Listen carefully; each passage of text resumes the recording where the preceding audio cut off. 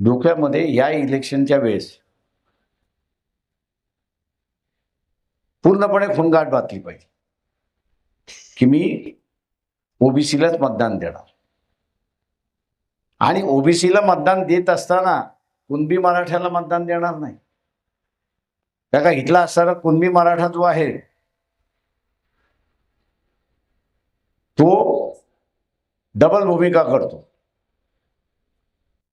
आपल्या इथे बसला की तो ओबीसी म्हणतो. मला पंजाबराव देशमुखाने ओबीसी केलेलं आहे, सर्टिफिकेट आहे, अमुक आहे, आणि पाटलांबरोबर बसला की तो म्हणतो मी तुमचाच आहे. प्रकाश अंबेडकर के बयानों से गरमाई महाराष्ट्र की राजनीति। बोले मराठा आरक्षण चाहिए तो हमें सत्ता दो। ओबीसी आरक्षण बचाओ रैली के दौरान प्रकाश अंबेडकर ने जातिवार जनगणना की मांग करते हुए कहा कि ओबीसी आरक्षण 100% खतरे में है और ये खतरा चुनाव खत्म होने के बाद पैदा होगा।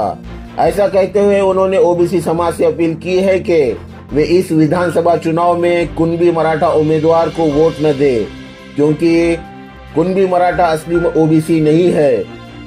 वहीं उन्होंने ये भी कहा कि कुणबी मराठों के कारण ओबीसी आरक्षण खतरे में पड़ सकता है, इसलिए इनसे सावधान रहे।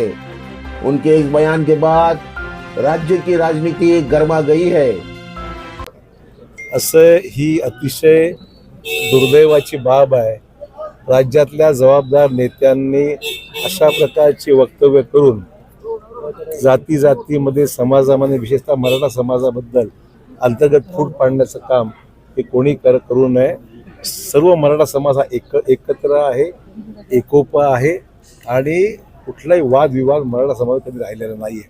अशा प्रकारच्या वक्तव्यातून मराठा समाजामधले अंतर्गत संबंध जे आहेत ते खराब करण्याचं काम जर होत असेल तर ते बरोबर नाही आहे. जबाबदार लोकांनी काळजी घेतली पाहिजे की महाराष्ट्रामध्ये जातीय सलोखा एकोपा कायम राहिला पाहिजे.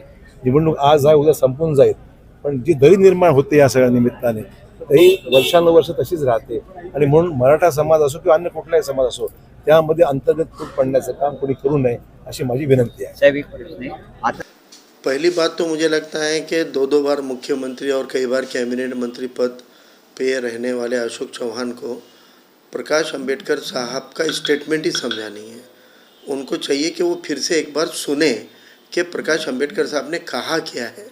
प्रकाश अंबेडकर साहब ने जो कहा है कि आज विदर्भा में और बाकी कोकण में जो मराठा समाज के लोग कुणबी सर्टिफिकेट के आधार पर अपने आप को ओबीसी बोलकर ओबीसी का पूरा लाभ लेते हैं, लेकिन जब असेंबली के अंदर ओबीसी के रिजर्वेशन को लेके बात आती है तब वो ओबीसी कुणबी समाज के सर्टिफिकेट के लाभार्थी रहते हुए भी मराठा कुणबी मिलाकर 288 में से करीबन 190 की तादाद इनकी बनती है, मगर ये कभी ओबीसी रिजर्वेशन के हक में खड़े नहीं होते हैं.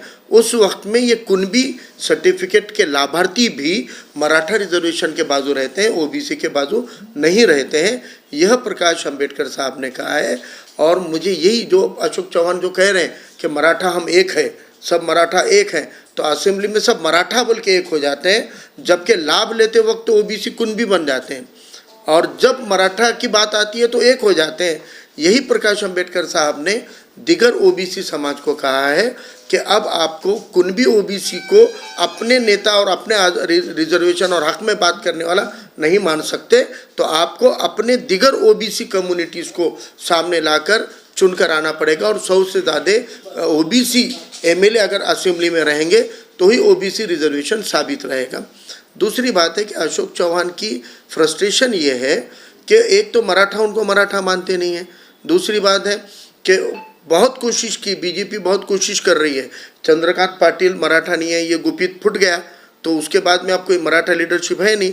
जो नेचुरल मराठा लीडरशिप थी तायडे के जैसी, उसको फडणवीस ने ख़त्म कर दिए. तो फिर अब मराठा लीडरशिप को इम्पोज करने का काम फडणवीस और भाजपा कर रही है. कभी नारायण राणे को मराठा नेता बोल के 5-6 साल से प्रोजेक्ट कर रहे थे, लेकिन अब अशोक चौहान आ गए तो नारायण राणे पीछे पड़ गए. अब अशोक चौहान को मराठा नेता बनाने की कोशिश भाजपा कर रही है. मेरा ये सवाल है कि कांग्रेस के और सेक्युलर लोगों के पीठ में खंजर घोंप कर जो अशोक चौहान भाजपवासी बने हैं, भाजपा के कोटे से राज्यसभा पे गए हैं, उनसे पूछना चाहता हूं कि फडणवीस कहते हैं भाजपा कहती कि ओबीसी हमारा डीएनए है, तो अब अशोक चौहान स्पष्ट करें कि ओबीसी को लेकर उनकी भूमिका क्या है। अशोक चौहान स्पष्ट करें सगे सोयरे के कानून पर अशोक चौहान की भूमिका क्या है। जो 55 लाख नोंद के आधार पर नए कुणबी प्रमाण पत्र मराठवाड़ा और दीगर महाराष्ट्र में डिस्ट्रीब्यूट हुए हैं, उसके ऊपर अशोक चौहान की भूमिका क्या है। आप स्पष्ट भूमिका क्यों नहीं ले रहे हो।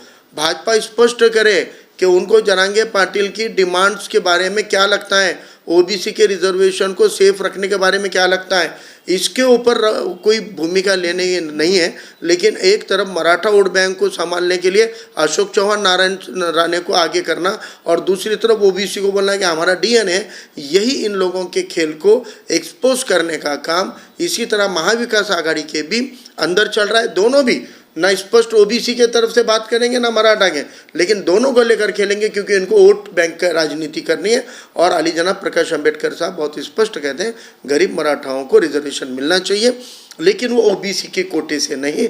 ओबीसी की जो प्लेट है वो अलग रहेगी और मराठा का जो कोटा है वो अलग रहेगा।